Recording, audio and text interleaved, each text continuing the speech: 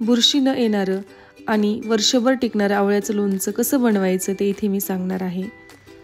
नमस्कार, मी अमृता, तुमचं स्वागत आहे अन्नपूर्णा अमृता यूट्यूब चॅनलमध्ये। जर तुम्हाला माझी रेसिपी आवडत असतील तर माझ्या चॅनलला लाईक, शेअर आणि सबस्क्राईब करा। तर रेसिपीला सुरुवात करूया। इथे मी बाजारातून अर्धा किलो आवळे आणलेले आहेत। हे आवळे स्वच्छ मिठाच्या पाण्यातून धुवून घ्यायचे की जेणेकरून त्याच्यावरचे काही घाण असेल ते निघून जाते। आणि आवळे एका स्वच्छ कापडाने पुसून घ्यायचे। स्वच्छ पुसलेले आवळे आता आपण वाफलून घेणार आहोत। तुम्ही चाळणीत पण वाफलून घेऊ शकता। मी इथे स्टीमरच्या भांड्यामध्ये वाफलून घेणार आहे। तर स्टीमरच्या भांड्यामध्ये मी पाणी गरम करायला ठेवलेले आहे, त्यामध्येच हे आवळे ठेवून द्यायचे। एक 10 मिनिट आपण हे सर्व आवळे वाफलून घेणार आहोत। तर तुम्ही 10 मिनिटांनी बघू शकता की आपले आवळे छान वाफलेले आहेत। आवळ्याच्या फोड्या अशा ओपन झालेल्या आहेत, म्हणजेच की आपले आवळे छान वाफलेले आहेत। तुम्ही जास्त जर आवळे वाफलून घेतले तर त्याचा गाळ होतो। हे वाफलेले आवळे थंड करून घ्यायचे आणि त्याच्या फोडी सेपरेट करायच्या आणि बिया सेपरेट करून घ्यायच्या। तर अशा प्रकारे मी बिया आणि फोडी सेपरेट करून घेतलेल्या आहेत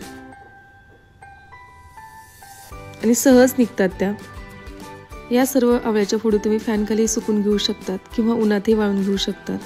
तर ह्या सर्व फोडी उन्हामध्ये 2 तास वाळून घेतलेल्या आहेत। त्याने काय होतं की तुमचं लोणचं वर्षभर टिकतं आणि त्याला बुरशी लागत नाही। तर आवळ्याचा मसाला कसा बनवायचा ते बघूया।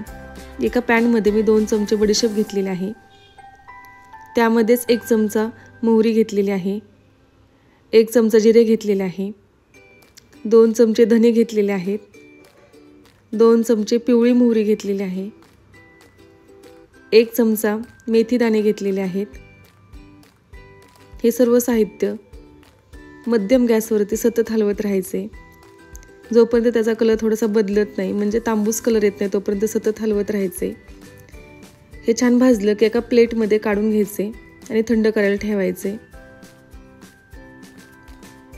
हे थंड झालेले सर्व साहित्य आता मिक्सरच्या भांड्यात काढून घ्यायचे आणि हे मिक्सरला बारीक करून घ्यायचे। बारीक करताना खूप बारीक नाही करायचे, प्लस मोडवरती बारीक करायचे, जाडसरच ठेवायचे। तर अशा प्रकारे हे बघू शकता की असं हातावरती जाडसर असं खडबडीत लागते। आता त्यामध्येच आपण 1 चमचा हळद ॲड करणार आहोत, 1 चमचा मीठ, 1 चमचा काळे मीठ, 2 चमचे लाल तिखट, 1 चमचा हिंग। हे सर्व साहित्य परत मिक्सरवरती प्लस मोडवरती फिरून घ्यायचे। तर तुम्ही बघू शकता अशा प्रकारे आपला लोणच्याचा मसाला तयार झालेला आहे। इथे एका पॅनमध्ये मी मोहरीचं तेल घेतलेलं आहे, 1 कप मोहरीचं तेल घेतलेलं आहे। तुमच्या आवडीनुसार तुम्ही कोणतेही तेल वापरू शकता। हे तेल कडकडीत गरम करून थंड करायला ठेवायचे। तर हे आपले सर्व आवळे छान सुकलेले आहेत, त्याच्यामध्ये कसलेही मॉइश्चर राहिलेलं नाही आहे। आणि सर्व आवळे एका भांड्यात काढून घ्यायचे। ज्या भांड्यात आपण लोणचं बनवणार आहे त्या भांड्यात काढून घ्यायचे। आता त्यामध्येच मी सोललेलं लसूण 1 वाटी घेतलेला आहे। जो आपण लोणच्याचा मसाला तयार केलेला आहे तोही त्यामध्ये ॲड करायचा आहे। त्यामध्येच 1 चमचा कलोंजी घेतलेला आहे, 1 चमचा ओवा घेतलेला आहे। कडक करून थंड केलेलं तेल ओतायचे त्याच्यामध्ये आणि हे हलवून घ्यायचे, मिक्स करायचे। हा मसाला सगळ्या आवळ्यांना लागला पाहिजे, एकजीव झाला पाहिजे। तर अशा प्रकारे हे आपला सर्व मसाला एकजीव झालेला आहे आणि सर्व आवळ्याला लागलेला आहे छान प्रकारे। हे लोणचं वर्षभर टिकण्यासाठी काही टिप्स सांगणार आहे। तर इथं मी कोळसा गरम करायला ठेवलेला आहे। गरम झाला की त्याच्यावरती हिंग टाकायचे आणि त्याच्या धुरीवरती ही भरणी झाकून ठेवायची। भरणीला झाकण लावून भरणी अशीच 5 मिनिटं साईडला ठेवून द्यायची।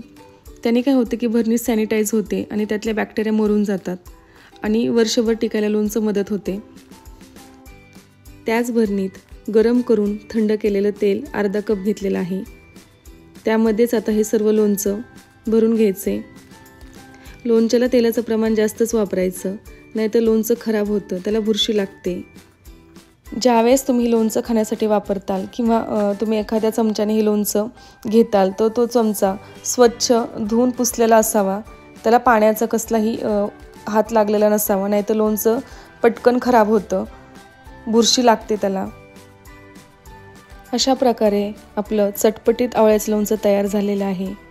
धन्यवाद.